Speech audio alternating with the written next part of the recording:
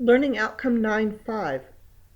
Given the Laplace transform and the region of convergence, find the proper inverse Laplace transform. Let's look at an example. Here you're given a Laplace transform x of s, which has two components, 3 over s plus 4 and negative 2 over s plus 1. We want to know what the inverse Laplace transform is. Well, we can't do this unless we also know what the corresponding region of convergence is, because everything which has a form like this has two possible inverses depending on the region of convergence. Look in table 9.2.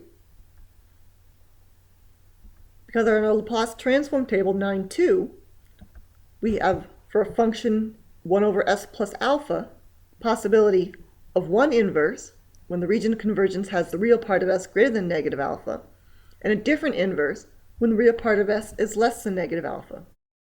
We need to choose between them, so we need to know which region of convergence to use. For this problem, we are given that the region of convergence is where the real part of s is greater than negative 1.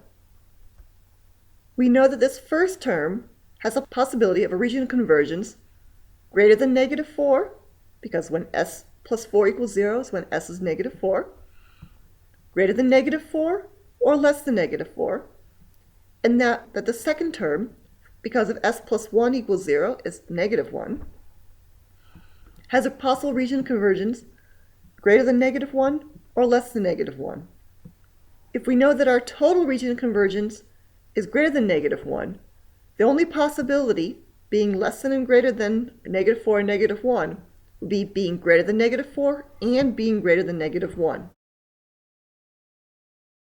Therefore, for the first part, our region of convergence is real part of s greater than negative 4, which goes to a time function. x1 of t is 3 e to the negative 4 u of t. And for our second term, also has a region of convergence greater than negative 1, which says that the inverse Laplace transform x2 of t is negative 2 e to the negative t u of t.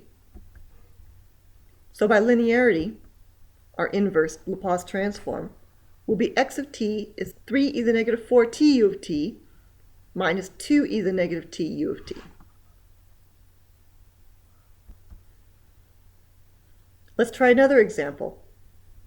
Very similar, but now we want to find the inverse Laplace transform when the corresponding region of convergence is between negative 4 and negative 1. The negative 4 comes because of pole, the root of the denominator, for this term is when s plus 4 equals 0, negative 4, and here the pole, s plus 1 equals 0, is at negative 1. We're going to have a region of convergence which is greater than negative 4 and less than negative 1. So for the first term, the applicable region of convergence is where the real part of s is greater than negative 4, which means that the inverse Laplace transform is 3 e to the negative 4 u of t.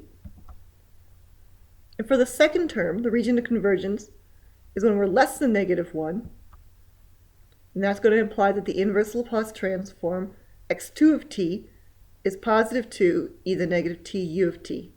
Again, look back at your table 9.2, where we have these two choices. We need to decide which one to use. When we're greater than the pole, then we're going to use the first inverse. When we're less than the pole, we're going to use the second one. So combining those, our total inverse Laplace transform is 3 e to the negative 4 t u of t plus 2 e to the negative t u of negative t.